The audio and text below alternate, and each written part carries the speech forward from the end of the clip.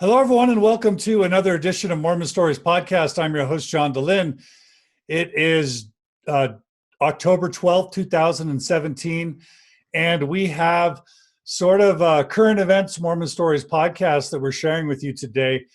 Some of you will know that who've been paying attention in the news that recently, as recent as yesterday, many of us became aware that the Boy Scouts of America are starting to expand to include girls or young women into the scouting program in various ways.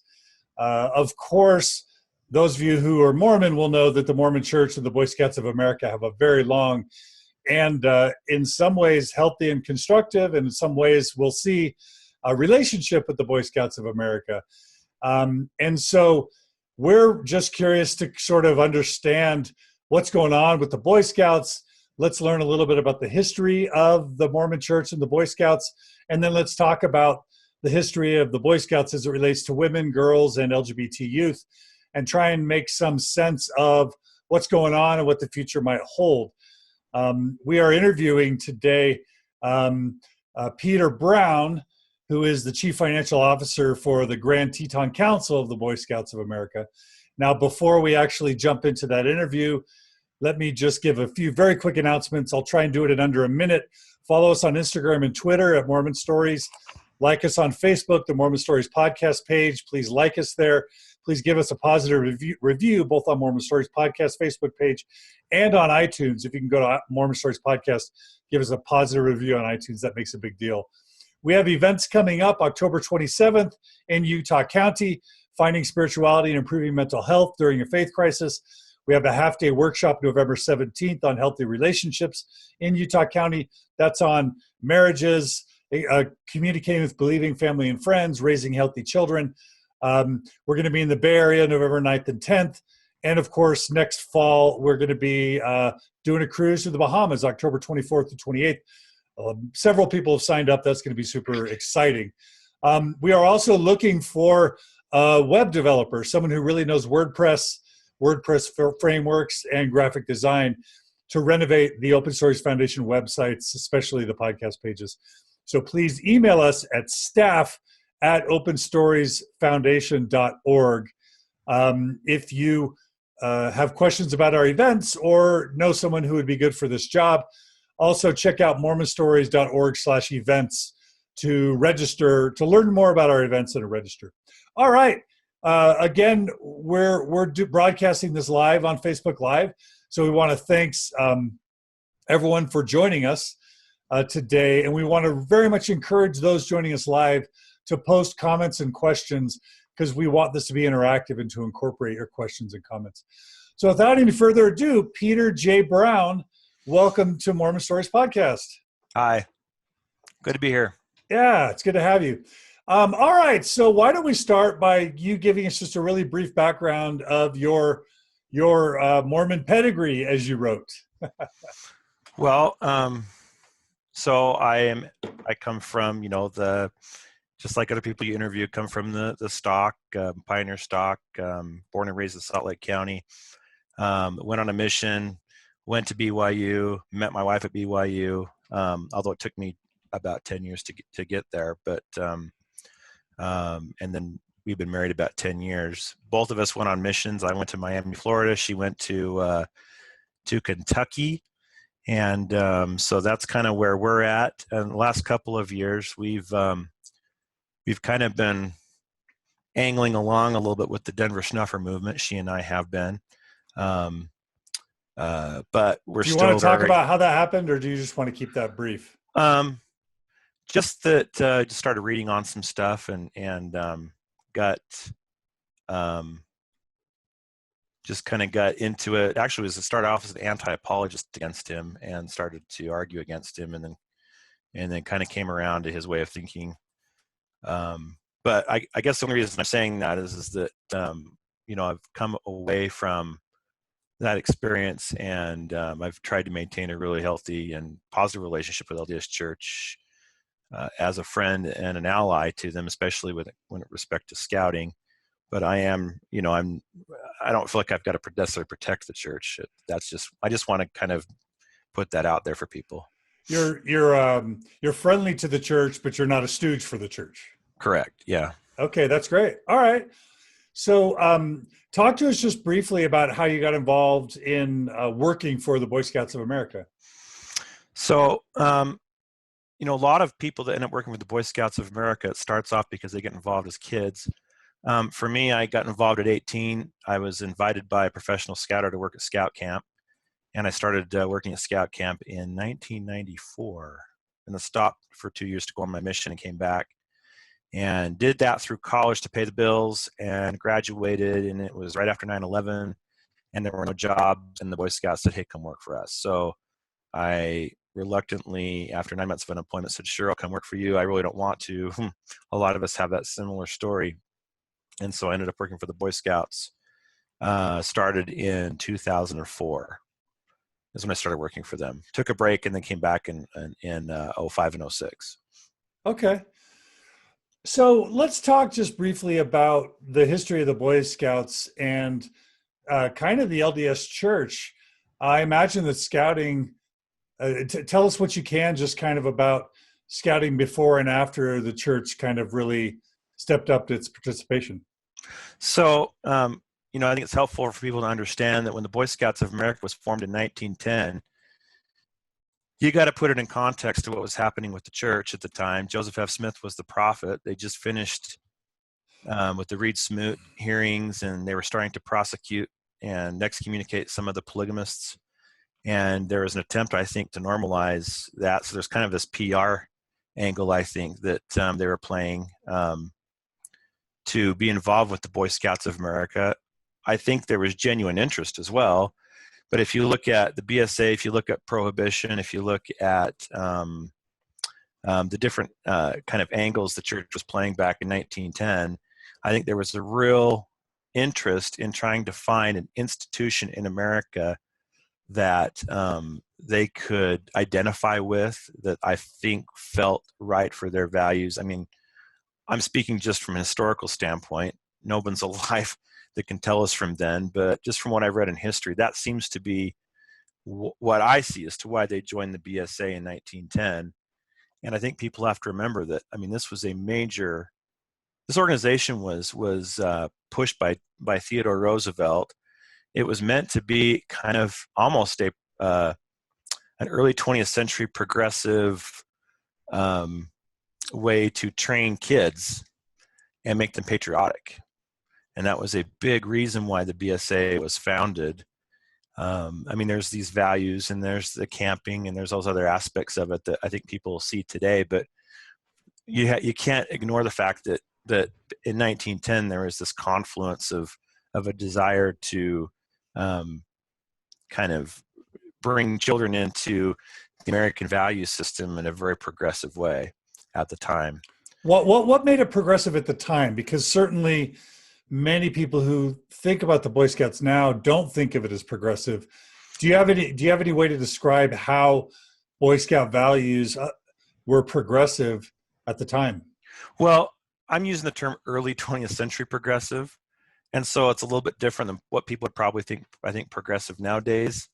I think it has, when you think about Teddy Roosevelt, who would stylize himself as a progressive, more, I would say, a more central push for values, instruction all the way down to the fundamental bedrock of society. And if you think about it, prohibition was considered at the time a progressive approach to creating this moral and virtuous citizenry. And that was, at least from my historical understanding, I think the approach, and that's why the BSA, one of the reasons why the BSA, I think, owns that term, at least from a historical standpoint. So I'm reading here, the progressive era. Progressivism is the term applied to a variety of responses to the economic and social problems rapid industrialization introduced to America. Correct. Progressivism began as a social movement and grew into a political movement. The early progressives rejected social Darwinism. And then I'm also reading that the Progressive Party of 1912 was an American third party formed by Teddy Roosevelt after he lost the nomination of the Republican Party to William Howard Taft. Okay, so progressivism as a response to heavy industrialization. I can kind of understand that. Yeah. And there was just a huge if you think about it, all of the social upheavals that happened at the turn of the century, it was a response to poverty and illiteracy and urbanization. I could definitely understand that if a bunch of people are living in cities, their parents are working for factories, kids aren't getting the education or the support they need, they're not out in nature, that Boy Scouts would allow urban kids to sort of reconnect with nature since they left the rural countryside. Correct. I'm making that up. No, it's part of what they did, and it was nationally chartered. It was nationally chartered by the Congress. People don't realize that, to be the character development organization for the United States of America in 1910. It kind of shaping the values of the young generation in a very kind of centralized American way. Whereas, if you go back 20, 30 years, each state kind of had their own flavor. This was an attempt to Americanize the entire nation. This was one of the things we're trying to use, in my opinion. Okay. All right. So the church got involved pretty early on. Correct. So in 1910, the church got involved, and they obviously wanted it to be for their boys. There was an early attempt to also have girls be involved with the scouting movement. What I want people to understand is if you look at the scouting movement, it started off actually as a non-gendered movement, and in the early 20th century. Was it called Boy Scouts then, or just scouting? You don't know. It doesn't matter. It was just kind of flexible, and it was a worldwide phenomenon. And in other countries, they would kind of form themselves differently. In the United States of America, you had the Boy Scouts that kind of took the ideas. These came out of, by the way, they came out of England. I should have probably mentioned that. The ideas of scouting came from a man named Baden-Powell, who was in England, and so the British took it a certain way, the Americans took it a certain way. In the United States of America, you have the National Boy Scouts of America, which coalesced around boys, and then you have the Girl Scouts of America, which coalesced around girls. Although, like I said, there were early attempts by the Boy Scouts to incorporate girls, and also I believe in the 20s, the church, I think, briefly flirted with some scouting ideas for the girls as well. And they called it something, and I can't remember. No, that's okay.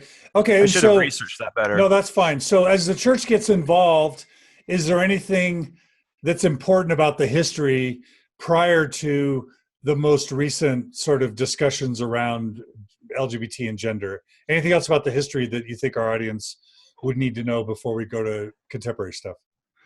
Well, let's take you up to the 1960s. In the 1960s, 1 in every 4 boys in America was a member of the Boy Scouts of America. So 25%. Was that the 25% of the country? That was a peak of the Boy Scouts, and since then, there's been basically decline in membership since the 70s, pretty steadily, and back then it had become associated with traditional values, religious values. Another thing to help, I think, the watchers understand is the Boy Scouts of America is a chartered organization. So like McDonald's, it franchises out its services or its programs, its ideals to other organizations. And so again, that's why the LDS Church picked it up, because they say, hey, we'll just take this program and we'll run with it and make it our own. The Methodists, the Catholics, civic organizations like the Elks Club, the Kiwanis could do the same thing, and they could take the Boy Scout program and they can basically mold it in their own, whereas the Girl Scouts is more like Walmart. It is controlled from the corporation all the way down. They own all of their units. And so I think it's helpful people to understand kind of the difference. And I think that's why you look at the Girl Scouts and the Boy Scouts and how their values kind of are a little bit different. Girl Scouts is seen as a more liberal, progressive organization, whereas the Boy Scouts, more conservative. Why? Well, because most of the charter partners in the Boy Scouts our churches, and so they're going to reflect the values of the churches that are involved in the Boy Scouts of America. So is it fair to say that since churches tend to hold on to more conservative values, family values, cisgendered, middle class, sort of white, straight, religious Christian values, that's why religions are going to be kind of attracted to Boy Scouts and vice versa? Yeah, and if you go back to the 60s, the funny thing about if you go back that far, the Boy Scouts wasn't really seen as a political movement in terms of social values. It was seen more as an educational movement, and from what, again, this is my understanding, is that really started to shift in the 70s and 80s as I think there was an attempt by the BSA to have more solidarity with their chartered partners. And of course, then you have issues by this time of problems of individuals who were molesting kids, and that's starting to come forth. And let's talk about that really briefly. Yeah, go ahead. That is one of the main hits to the Boy Scouts' reputation, is that it's been a haven for child sexual abuse. Can you talk about that history briefly, and whether that reputation is fairly earned, unfairly earned? I think it's, for my opinion, it's mostly unfairly earned. There's this term that goes around the media called the perversion files. And what that really was there were individuals who would, for lack of a better term, be attracted to organizations like the Boy Scouts because it was easy prey. You can go into an organization like this, you're in the mountains, you're camping, you have an opportunity to isolate a young man, and you could perpetrate on him. And back then, there just weren't the standards and the controls that we have in place today. And then when somebody would get quote unquote caught, they'd move on. But what would happen is they keep a file on this guy, so that if somebody moved in, they could contact the national office, and those files were an attempt to kind of keep tabs on some of these people to make sure that they weren't kind of continuing and doing what they basically shouldn't be doing.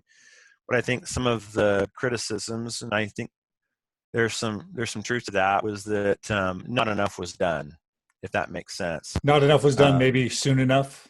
Right. Or some of these people might have been in more powerful positions and they were protected.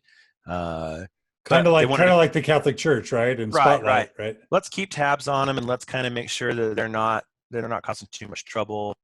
But that all began to shift in the 80s and 90s, and they started to implement things such as a 2 deep leadership, the youth protection. Those things started to come into play. Nowadays, for example, you have to take a youth protection training program every year. Now they just changed that. And the Boy Scouts of America actually teaches young men they basically teach young men about grooming. We actually have courses that teach them how to recognize signs of an adult, trying to groom them, which is very uncomfortable to do. But I think it's actually helped since I've been in the profession. I know that those kinds of cases have markedly dropped off, but we're still having problems with cases from the 60s and 70s and 80s. People that are now grown up, people that have aged out of the program, and they are recovering memories, and they're going, hey, wait a minute, I was molested as a kid. And so the Catholic Church, when it went through its issue a decade ago, a lot of statute of limitation laws were opened up, and the lawyers have kind of moved through those particular, moved through the Catholic Church, and now they're going, oh, well, we have another clientele to go look at, and so they've looked at the Boy Scouts as an area where, and that's, I don't want to minimize the victim's pain. Obviously, we need to do whatever we can do to kind of mitigate that pain, but it has opened up an area of lawsuit trouble for the BSA, and I would say that's probably the biggest challenge to it financially are these lawsuits that are taking place that are decades old, that have no statute of limitations on them. Okay. So there is a history of sort of some sexual abuse in the Boy Scouts. It's because people sought out the Boy Scouts as a way to have connection with kids. Maybe in some instances the Boy Scouts took too long or didn't do enough, but by the 80s you're saying they really took it seriously, and now you feel like they offer strong and adequate protections, but the Boy Scouts continues to be plagued with lawsuits Right.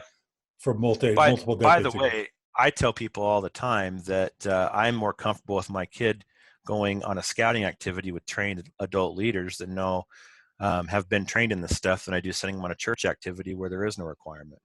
And So a lot you're of people, saying Boy Scouts is safer than maybe the average, maybe LDS church ward? I know I don't want to get you in trouble. Average church congregation experience well, religiously. that's my feeling, but we also had some data that showed that LDS units were more likely to have, say, an accident or an injury or a death than, say, a non-LDS or traditional unit that maybe had more training. And I don't, we talk Oh, about you're this. saying Boy Scout troops that are LDS affiliated, maybe in some instances have had higher prevalence of abuse than non-LDS affiliated No, units. no, no. I'm just saying it. We have statistics that show that overall, we're talking about like general challenges with like accidents, injuries, safety concerns. I mean, I'm kind of all rolling that into one. They, in my opinion, I think they tend to be more lax just because. Religious affiliated troops. Right. I think part of the problem with that is that people feel like, well, this guy was called, he was ordained. Um, he's not going to be a problem. I think some people have that misconception. I don't think the church feels that way, but I think that once you get down to the lower levels, that sometimes people kind of have that. They're overly too trusting, in my opinion. Okay, and that's what I was going to ask is you find out once you sort of pay attention to the world outside of Mormonism that there's kind of this reputation that uh, a non-LDS Boy Scout troop is one thing, and it's sort of a higher grade of a Boy Scout experience.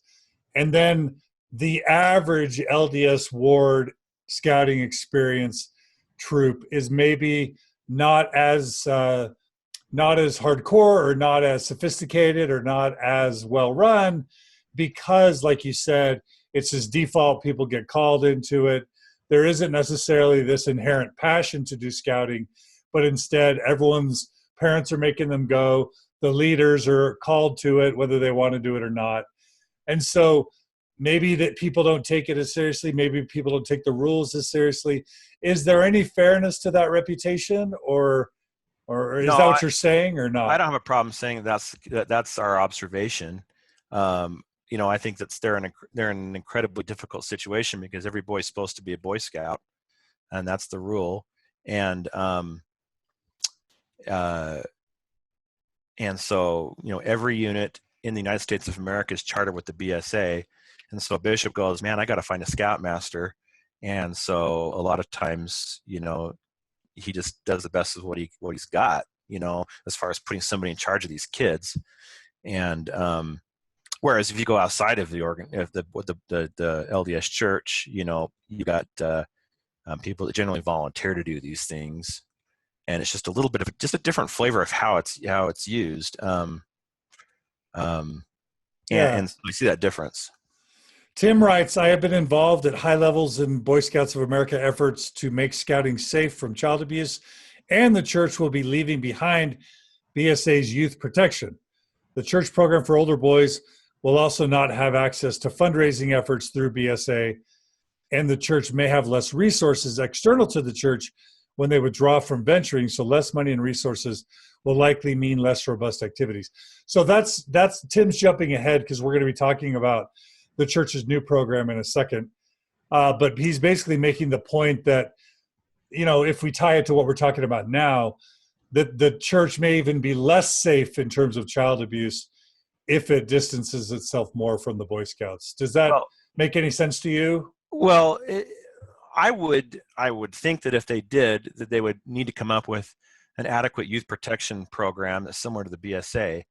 But again, that goes back to one of the arguments that I have with people all the time is in fact, this wasn't made by me. This argument was made by Charles Dahlquist, who used to be the General Young Men's president for the LDS Church back in the 2000s. He's now the national commissioner for the BSA. And his whole argument was, the church's mission is to preach the gospel, redeem the dead and perfect the saints. Perfect. Sorry, man, you know better than I do.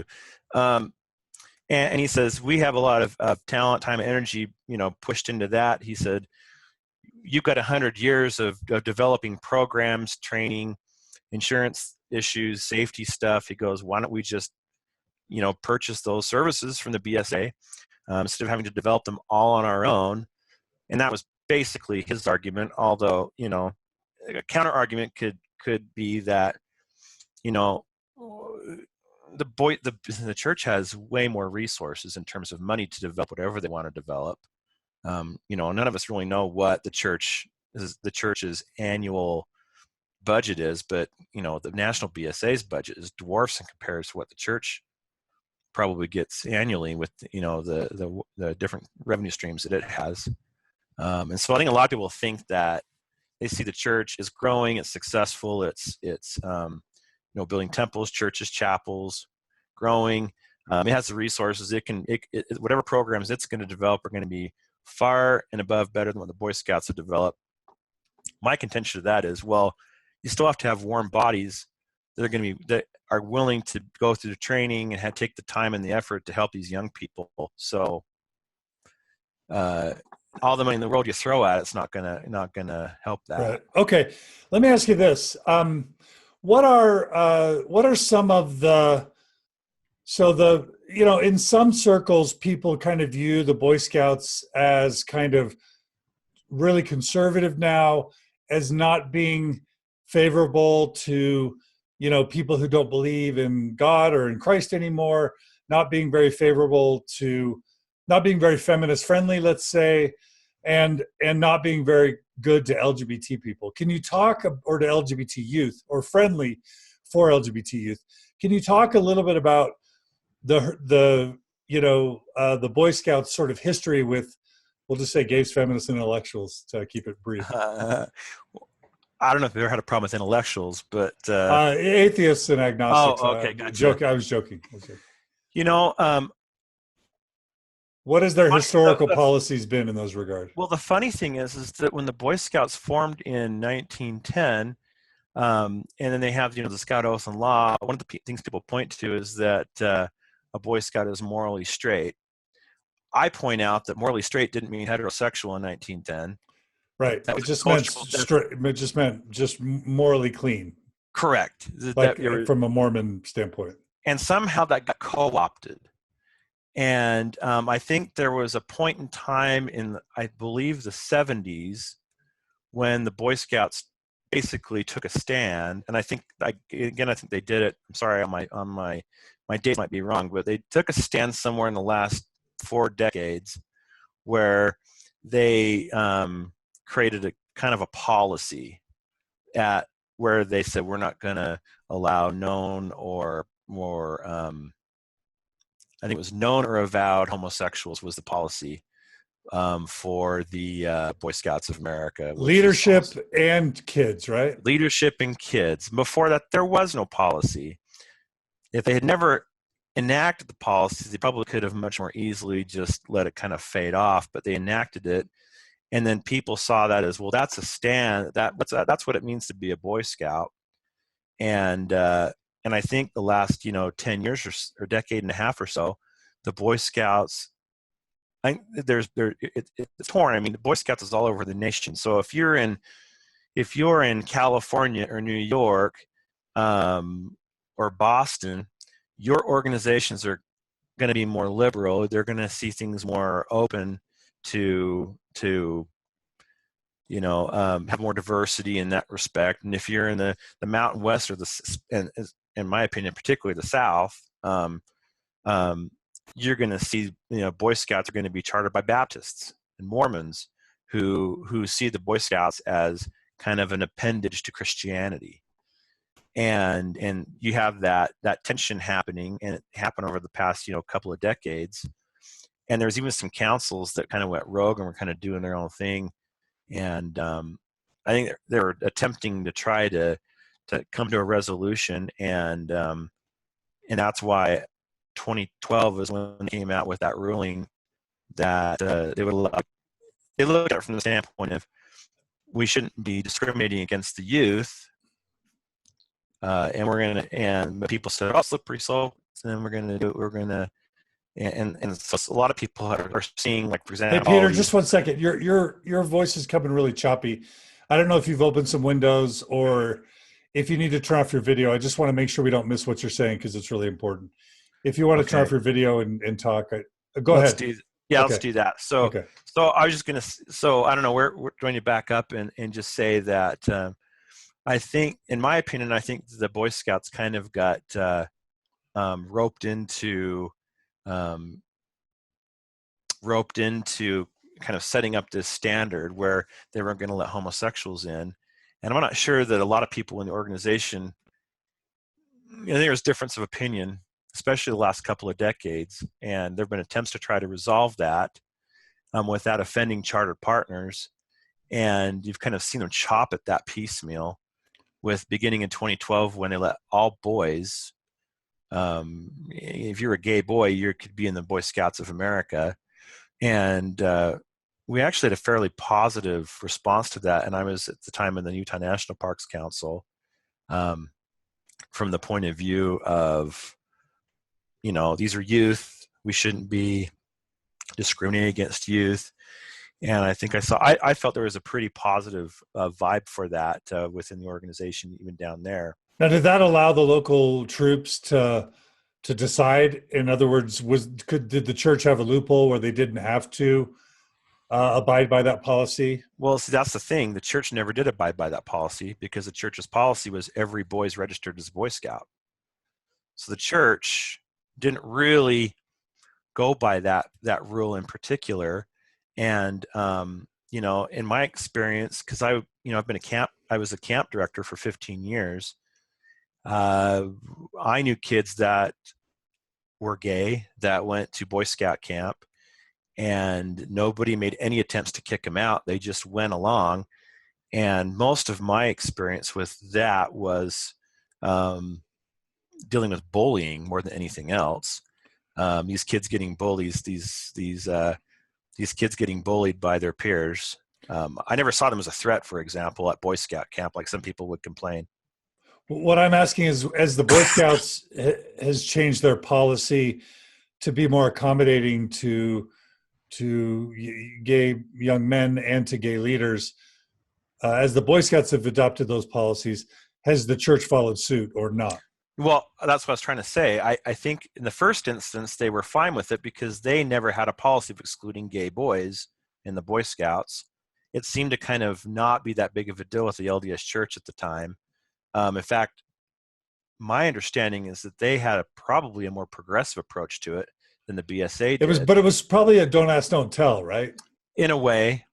But because they never had an active policy denying homosexuals. Right. And every boy was ordained a deacon and every boy was in the Scouts, it made it more easy for them to kind of say, hey, we've never, excluded boys in this particular way. Okay. But then when the leader, that, in my opinion, the PR on that was a little bit, if you remember, when it came out in the middle of the summertime when the general authorities were on vacation, and there was that initial response of kind of annoyance, maybe, or like, we're not really happy that Boy Scouts are doing this. And they came back a few months later and said, we're going to continue working with the Boy Scouts of America. But you could tell it was going to be a little more of a distance. So in other words, even though the church's policy maybe in effect was a little bit more progressive, as soon as it was made explicit, the church got bugged and started planning its exit? Well, I think with the leaders, I think from my opinion, that's where I kind of seen the shift take place was the leaders. I think there's a real sense that while it might be okay to have a gay kid in the Boy Scouts, it's more difficult, right, when they're an adult leader, because now you get all these issues of, are they going to perpetrate on a kid? And these people have misjudgments about that, and they believe that being a pedophile and being homosexual go hand in hand, and there's a lot of that belief out there. And is that your understanding of the evidence? I'm going to speak to that, but I want to know what is there any connection? Do gay men have a higher prevalence of child abuse than straight men in your understanding? No, and I think the Boy Scouts' research showed that too. That's my understanding, Yeah. that actually heterosexual men have higher rates of abuse on both boys and girls than Right. gay men, and so that's not legitimate. And also, well, I just going to say, especially at the older youth levels, I've had some anecdotal experience where, say you've had a leader who is maybe in the closet, and they end up having a romance with a 17-year-old. And then later that individual comes out of the closet and they say that they're gay. But so I think it's not quite as cut and dried as that, but when the Boy Scouts, I think, looked at all the evidence, they said that this is, we don't need to be concerned about this because we have just as many problems on one side as the other. Let's worry about the abuse and not worry about someone's sexual orientation. And I think that was when that was triggered. Got it. Yeah, and there's also, for people who aren't aware, probably this idea that gay leaders produce gay boys, and we very much know from the evidence that being gay or lesbian or bisexual or transgender is primarily or even completely a biological phenomenon. It's not one that sort of someone gets, that some disease that can sort of be infected, if that makes any sense. It's something that's determined long before a kid enters Boy Scouts. Right. Well, and the thing is, and what I've always advocated, even, for me personally, I said, I think we ought to go with a behavior standard, that we don't approve of this kind of behavior at scout camp, and that Scouts isn't a place for people to either express or to act out on or to explore their sexuality, not the right environment, not the right location for that. And if we just focused on, trying to deal with the behavior instead of worrying about someone's identity, I think that we'd be in a better situation. And that's kind of how I've always felt. I think we're there now on that angle, at least. So what tell us what's happened to the church's relationship with, for those who aren't reading in the news, what has happened to the church's relationship with the Boy Scouts over the past few years? Well, so we'll go back to that 2014. I think that's where I think the low is 2014, when the LDS Church responded to the allowance of gay leaders into the Boy Scouts, because I don't think they were really involved. They just kind of hit them a broadside a little bit. I think since then the relationship has been repaired quite a bit, and things don't necessarily happen without a lot of input from the church.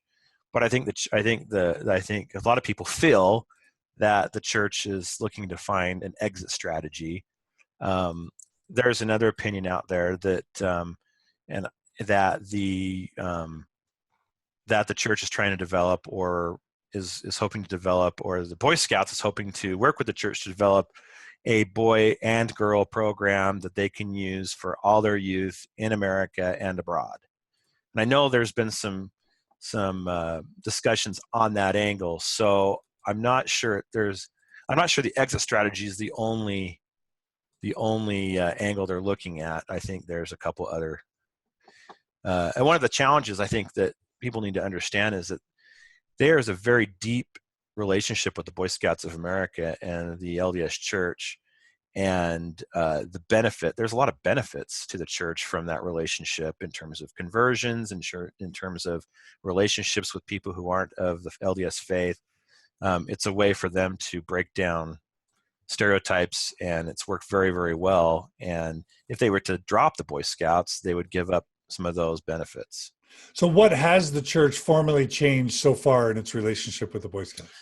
The only thing that, There was the announcement earlier this year. So it's kind of confusing because on one hand, a few years ago, the financial angle, and I don't know if people really understand this, but I'm going to educate them because I think it's important for people to understand, is that the Boy Scouts of America is funded on membership fees.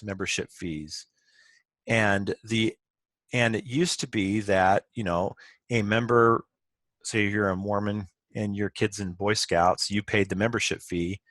Well, I want to say maybe 15 years ago, maybe 20, the church started to pay for those membership fees out of tithing funds. And they used to invoice each stake for that. And now they have a direct, what do you call it? They have a direct invoicing with the National BSA. That's a lump sum, I believe. And no one really knows what that is. But from a financial standpoint, I think that's a better relationship than what they used to have. So the church gets some sort of discount maybe. by paying in bulk. Yeah. But people, what people need to take away from that is that is paid with tithing dollars. Tithing dollars pay for the membership of boys that not only are LDS youth, but say you're a non-LDS youth that's going to a church unit, they pay for those fees as well. What is the Friends of Scouting program then? When people pay money to that, what is that?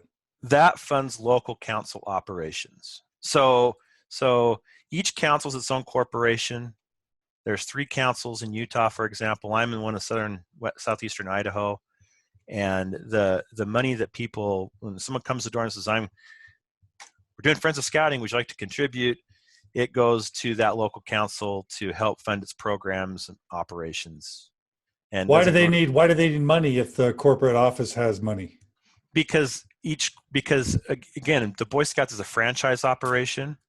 So there's the national corporate office in Dallas, Texas, which is the umbrella organization which provides all the programs. You have 300 local councils that franchise that and run local programs in local states and municipalities, who then in turn charter that to private institutions like churches. It's kind of convoluted. Got it. Well, one of the things that I remember reading is that some of those bureaucratic positions, people make a couple $100,000 a year or more. And I've heard that they're kind of these plum, almost patronage-like jobs where people are kind of living high on the hog. Now, is there truth to that? Is there not truth to that? Well, so each council has a CEO, a scout executive, and they usually get paid pretty well. A couple $100,000 a year, right? Well, I don't think that's the case anymore, at least in the Mountain West. I think it's more like 150 or 160.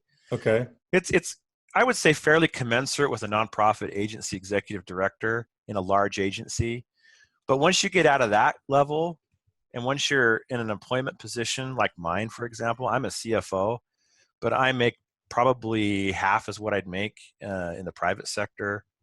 And so, once you get out of that level, the salaries are pretty, it's a nonprofit salary. Who would pick the CEO of a council? Local board members. So how does the church keep control of the councils? Well, if they've got church members that are on boards, for example, in Utah National Parks Council, where I came from, there was, I believe, a member of the General Young Men's Presidency that was on the executive board, and so there's an ability there to influence who gets picked, but it's not foolproof. I've seen scout councils in Utah go one or two different directions. Sometimes they want more diversity, and so they want a non-LDS scout leader or a scout executive who comes from back east, and then the next time around they want somebody who is an insider who speaks the Brethren language really well. So I've seen it go both ways. Okay. So we've heard recently about this program where the church is going to not do scouting past what, age 14? Is that what they've said? So yeah, and I'll help clarify that too. In the 1970s, and then I think it was 1999, and the Boy Scout or the church was looking at the Boy Scout program and going, "This isn't working for our older youth." And so what they did was they helped pilot these programs, the Varsity Scout program and the Venturing program, for their older youth. Plus, they also wanted quorum integrity. They wanted the Boy Scout they wanted the 12-year-olds separate from the 14-year-olds, separate from the 16-year-olds, if that makes sense. Yeah. Deacon, teacher, priest. Yeah, they wanted that quorum integrity. So they helped pilot these programs and just frankly never worked. In my professional career, I've made in urban and suburban areas of the Wasatch Front, maybe 5 to 10% of LDS units worked at those older boy levels. Most of them didn't, and most of them just saw scouting as getting an eagle, and that's it. And I think the church just kind of addresses that and goes, well, we tried, but it never worked. We're not going to keep putting our resources and eggs into this basket, training our people to do this stuff, these kind of extra kind of high adventure programs that nobody really understands or are willing to get trained to do. So we're just going to back off this. And frankly, we've got to develop a worldwide program. And so we'll start with our older teens and we'll roll them in. But I want to be clear, older boys aren't dropped from the Boy Scout rolls. They still remain Boy Scouts because there's an investment from parents, church leaders, in boys getting their Eagle Scout, which most boys don't do until they're 16, 17. But the church did make an announcement that it's ending the relationship, didn't they? After 14 years old or something like that? No, they're ending those programs, Varsity Scout and Venturing, but they've already taken measures to roll all of those boys onto the rolls of the Boy Scout troop. Okay, so 14 to 18-year or 17-year-old boys will still remain Boy Scouts within Mormonism. They just aren't doing the middle and the higher tier. Right, correct. Okay. Now, there is a caveat to that, and that is before, you just were registered by virtue of being a Latter-day Saint, and you had no choice.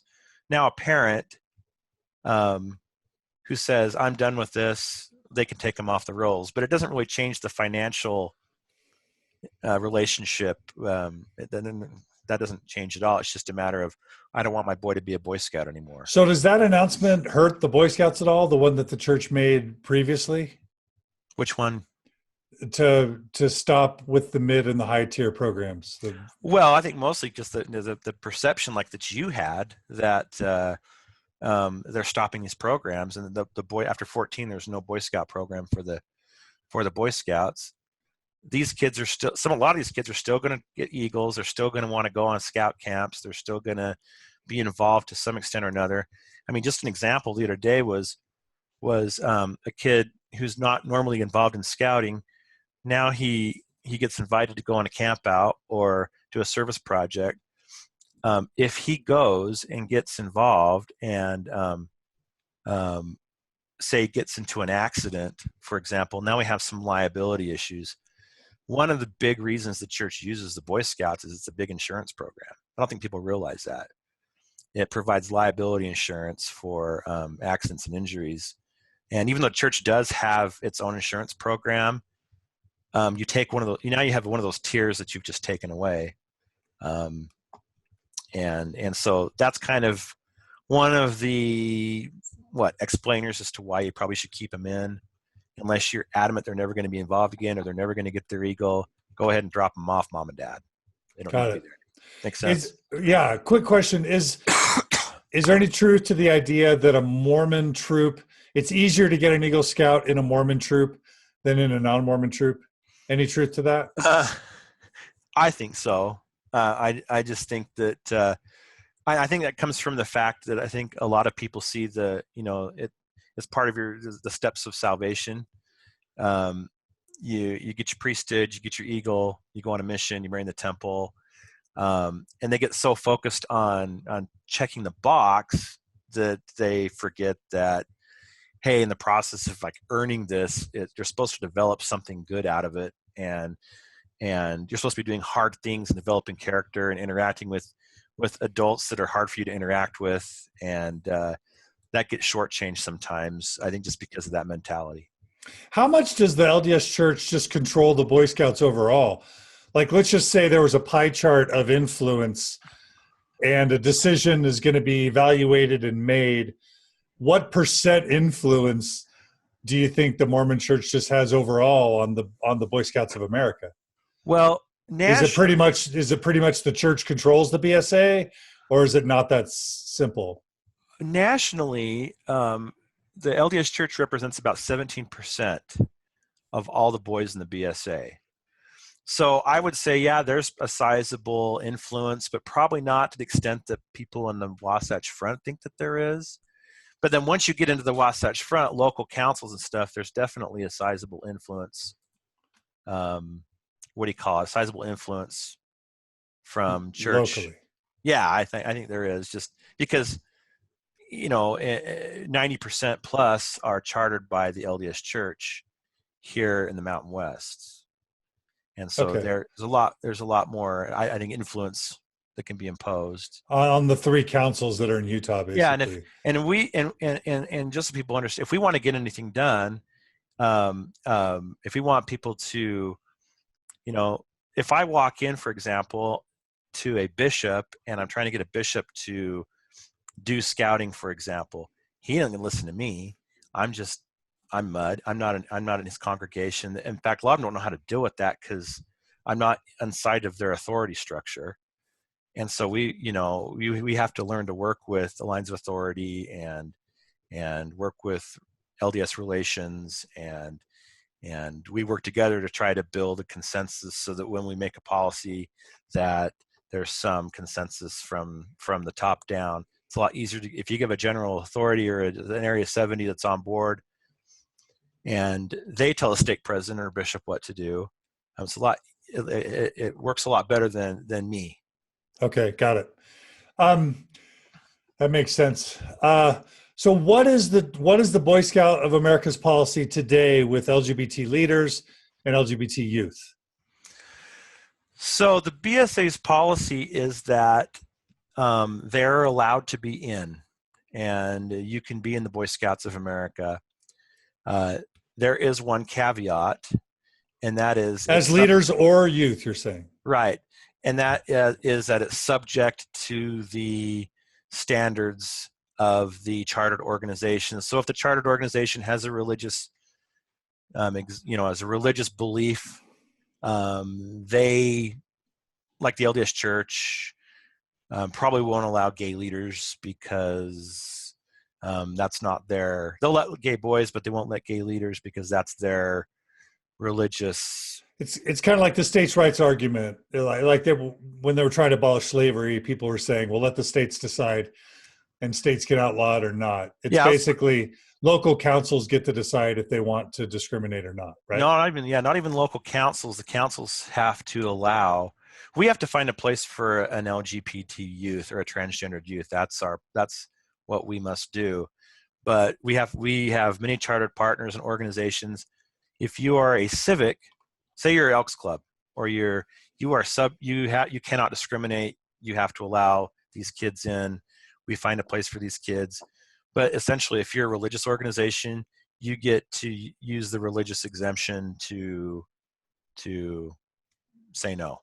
And is there an organization at headquarters that helps these kids find another troop if the religious troop doesn't want them? Yeah, we have basically a designated person on staff that finds a place for these kids to be. That's at corporate headquarters? Correct. Okay. Like in local council headquarters, we have someone that's supposed to find a place for these kids to be. So I imagine that there was some conversation or ongoing conversation that's a group of people in the BSA that are like, nope, we need to make LGBT inclusion a policy, BSA wide.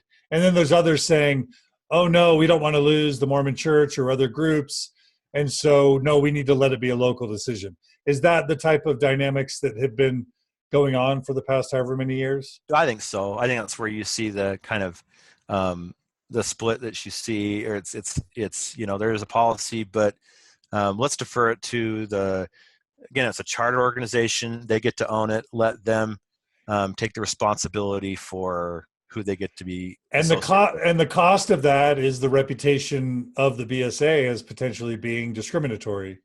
Yeah, I think for some people that just doesn't wash, right? On the progressive side, that they want to see something enacted that's broad and personally I like it. I think it's a great compromise. And if you don't like that a religious organization discriminates, work within that organization, change its hearts and minds. Or I guess if the law decides that they can't discriminate, then and makes religions do it, then I guess in theory, if a troop is not LGBT friendly, you wouldn't want your kid in it. I guess that's fair to say. Yeah, I mean, yeah, and I do know that there are LGBT friendly troops. I know down in Salt Lake. Logan has one in Cache Valley. It's called Troop One. Yeah. I'm not, and I'm just unsure about our local area here, but I know that down there they do. You're in Idaho. You're in Idaho. Yeah. And so that's the big thing, because so let's quickly talk about the policy that was announced a couple of days ago. Can you tell us about that policy? So this is unlike the other two policies, which or when we talked about with the change with transgenders and I think it's transgender individuals. Oh, sorry. No, it's okay. Transgender youth. Yeah, transgender. And I'm going to clear that up. It's only transgender girls who want to be boys at this point in time. So trans boys, you would say transgender boys. Yeah, sure. And I'm not sure of the nomenclature, but yeah, trans boys. That was the policy shift. I believe it was a year ago, and I think that was that they are allowed, right, everywhere or just where they're wanted. It's kind of the same policy as with the gay kids. We have to find a place for them. And but that only affects kids at a certain level, a certain age level, because so this is, if you're thinking about again, it makes sense for me to look at it this way. So somebody who was born a girl who identifies as a boy, in Cub Scouts, and so once you get into the teenage realm, it was different. And do you know how it's different? It doesn't work with Boy Scout age group levels. So 11, 12, 13. So a trans boy can be part of Cub Scouts, but not Boy Scouts. Is that what you're saying? Correct. Okay. At this point, yeah. Okay, got it. And then the opposite's not the opposite. Obviously we didn't allow girls at the younger age, so we hadn't been allowing girls at the younger age, and so that wasn't an issue at the younger age. Once you get past 14, you can be in the Boy Scouts if you're a boy or a girl, because you can be in the venturing program. Okay, now is this the new program or not? No. Venturing, again, go back to the LDS Church helped the venturing program form for its quorum. Got it. But what happened was it didn't work so much for the LDS Church, but the national organization started to use it as a co-ed high adventure program. But you couldn't get your Eagle Scout as a girl. Correct. You couldn't get your Eagle Scout as a girl. You could get venturing awards, but not your Eagle Scout. So really quickly, this is a side question, but while we're at it, are there councils or LDS troops that allow LGBT kids, just not consistent with other LDS troops and councils? Does that make sense? In other words, if the church is running a Boy Scout troop in Berkeley or Manhattan, is it possible that they would allow LGBT leaders or youth whereas maybe in Utah they wouldn't. Do you know? Or even Salt Lake or Orem. I mean, Yeah. it just depends on, I think just depends on the unit. But do you know if LDS affiliated units, if there are LDS affiliated units that have as their policy the allowance of LGBT leaders or youth? Well, they do allow LGBT youth. They Okay. What don't allow about leaders? they don't allow None LGBT that you're youth. aware of. None that None you're that aware I'm of. aware of. Okay, that's good. All right. So the new announcement does what with women or girls? Well, so I started off by saying that we've had girls in the Boy Scouts for 20 years Got at it. that Yeah. 14 and older level. Right. And they've been exploring this for the last 2 or 3 years.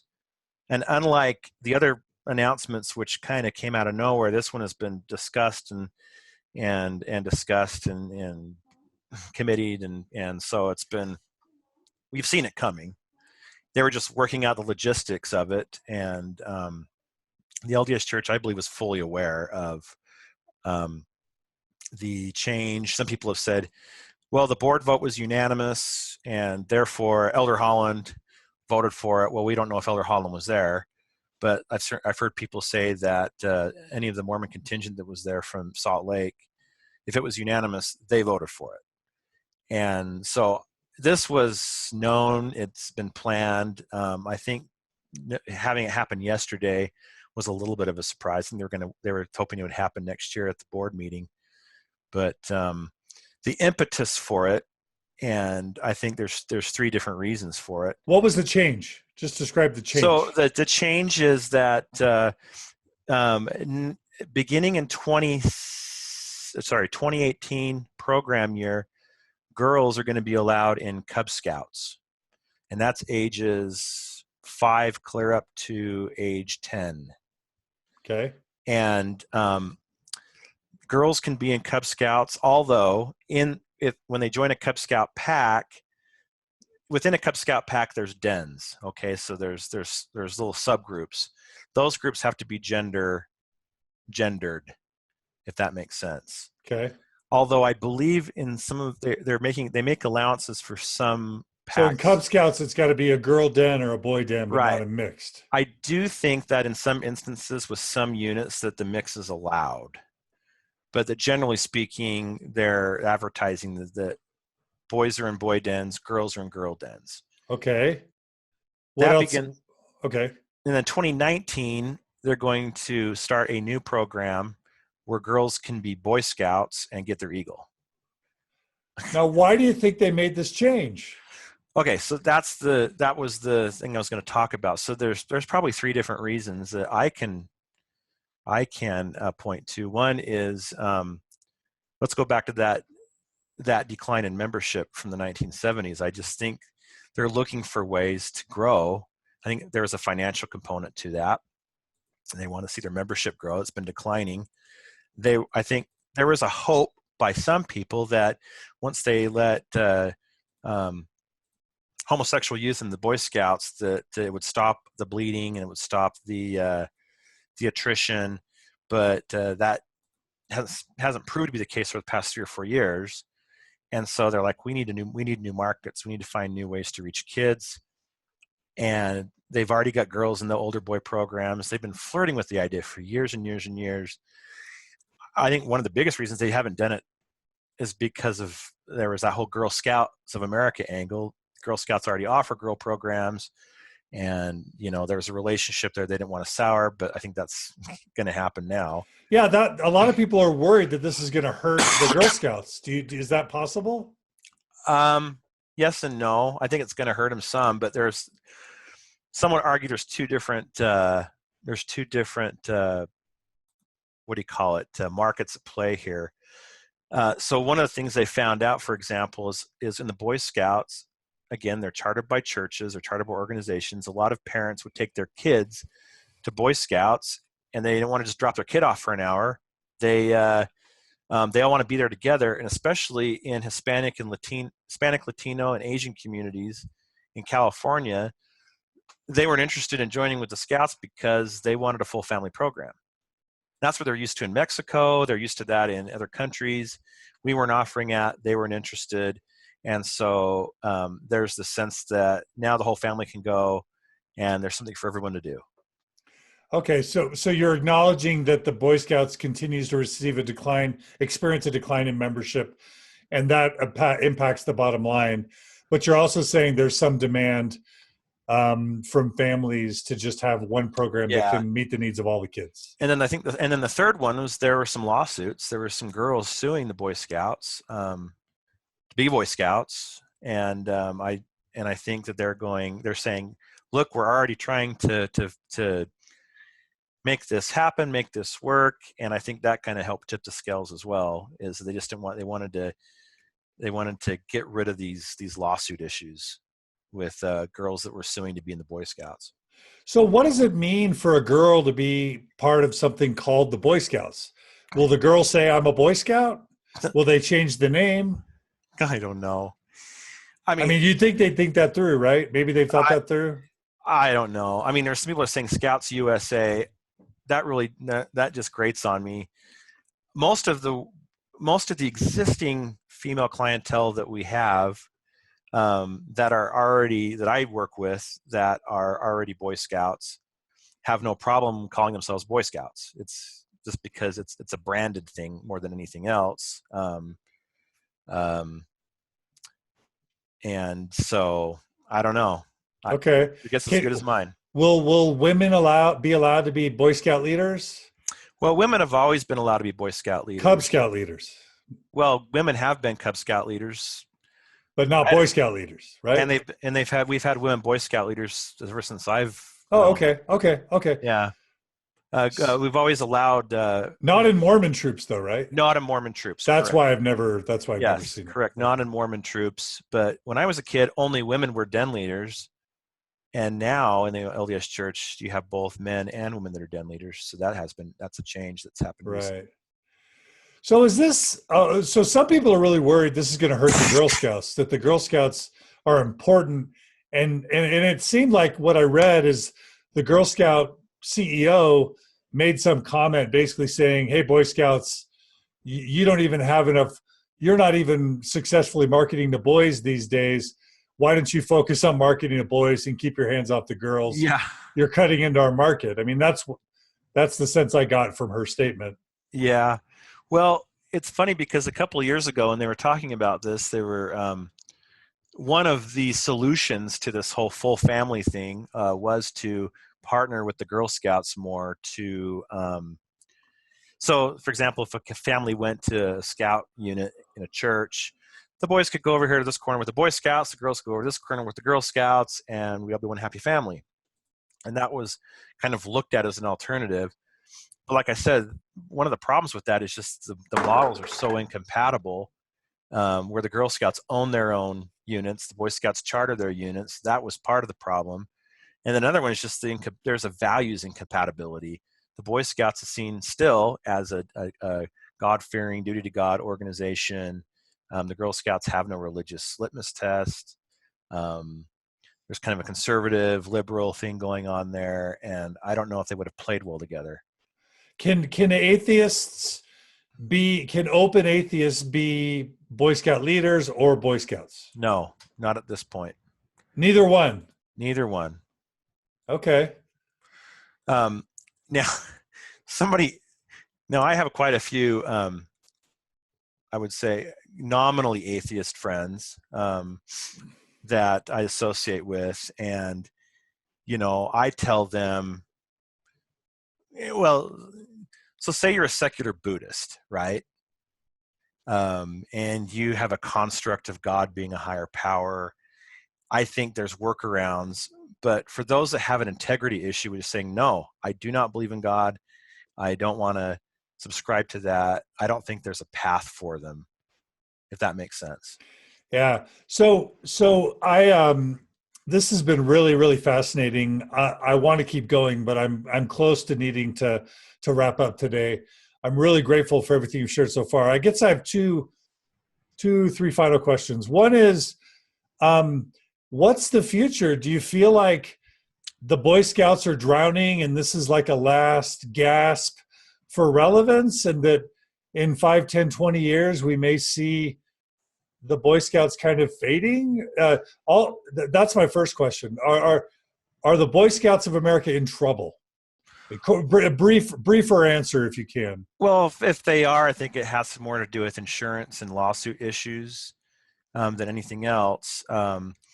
As far as like their programs and stuff, I think that if they could just market them better, I don't know if we could find a way to provide, because I mean, obviously I work here, I love it.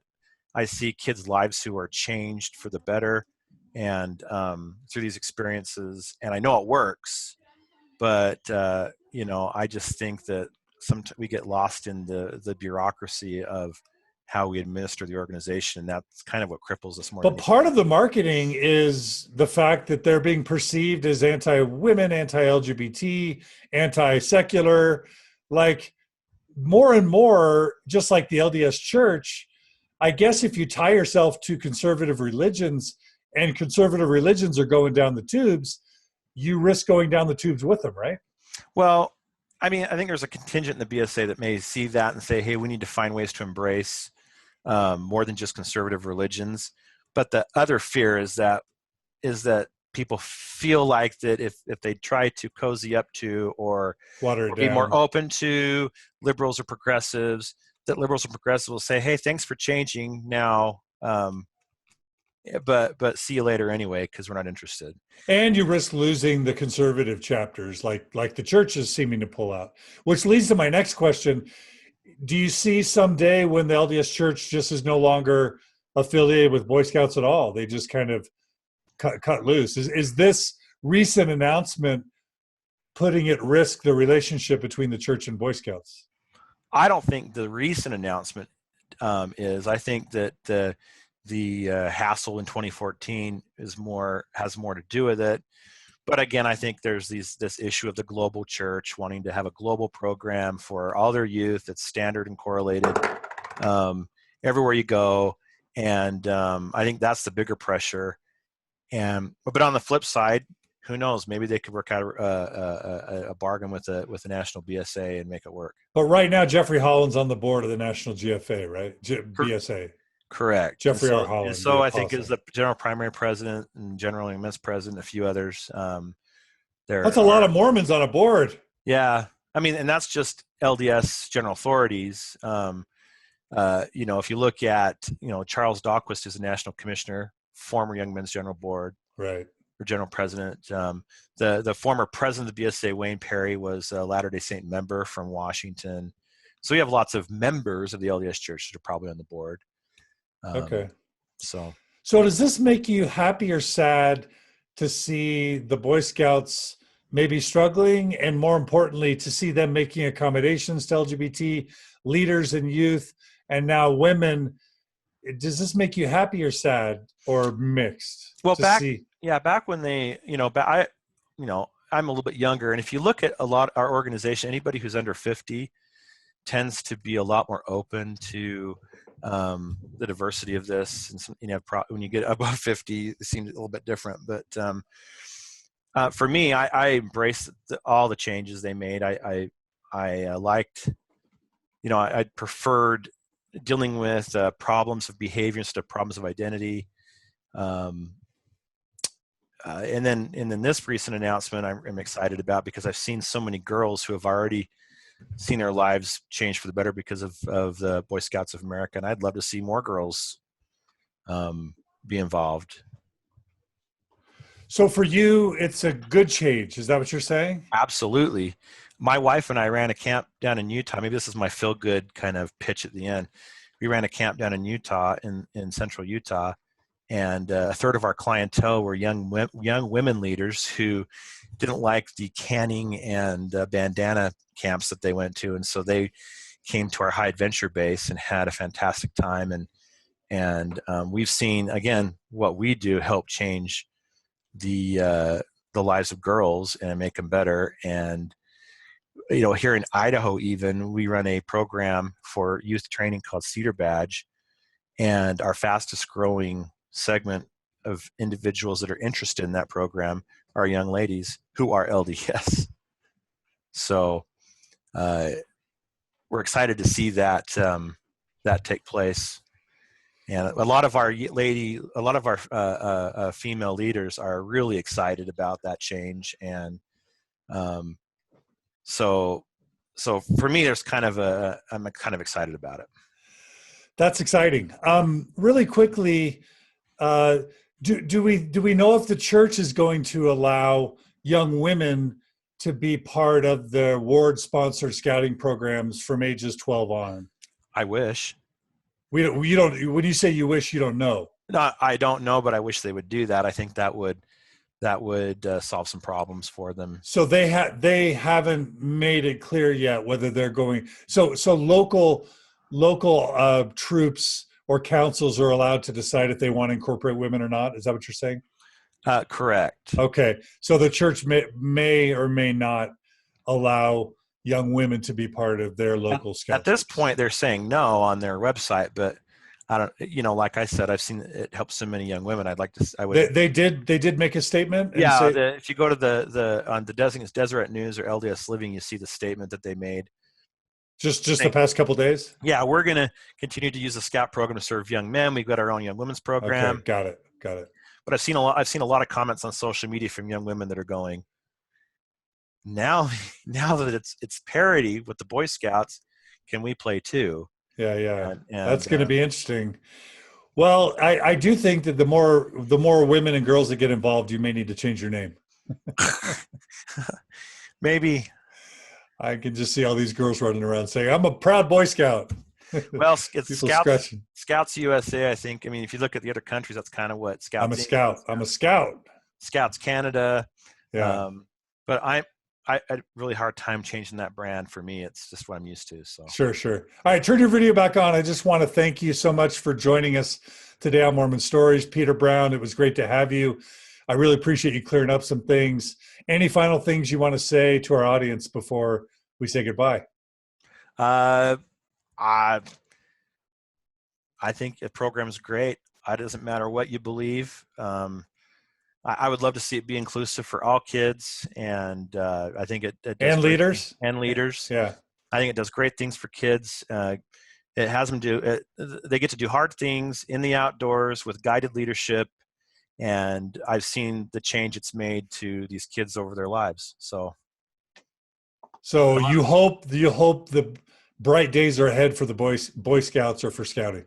Yeah, I do, and that's not just because I'm employed. I'm also a volunteer. I just enrolled my son in Cub Scouts. I want to see it be there for him, for my other son, and for our young women as well, and that it lasts into the 22nd century. Yeah, and if you could make more money doing other jobs, you must be doing this in part because you believe in the mission. Yeah, absolutely. Yeah. All right, Peter Brown, thank you so much for joining us today on Mormon Stories. It was great to have you. We really appreciate it. We hope you'll come back if there are other developments. Is that okay? Sure. All right. Thanks, Peter. Hey, you're welcome. Bye. And everyone who's joined us on Facebook Live, we just want to thank you for joining us today on Mormon Stories. It was great to have you. Thanks for your comments and questions. Please check us out at mormonstories.org if you want to continue the conversation there. For those of you who can, please don't be a freeloader. Please support us at mormonstories.org. 10 or 25 or $100 a month, whatever you can afford, can literally keep us alive. Your donations in the United States are tax deductible and go towards supporting the mission of the Open Stories Foundation. I want to thank everyone for their support. Please email us if you have any questions or ideas at mormonstories@gmail.com. And we'll be tuning in again soon for more episodes. Thanks again, Peter, and thanks everybody. Take care.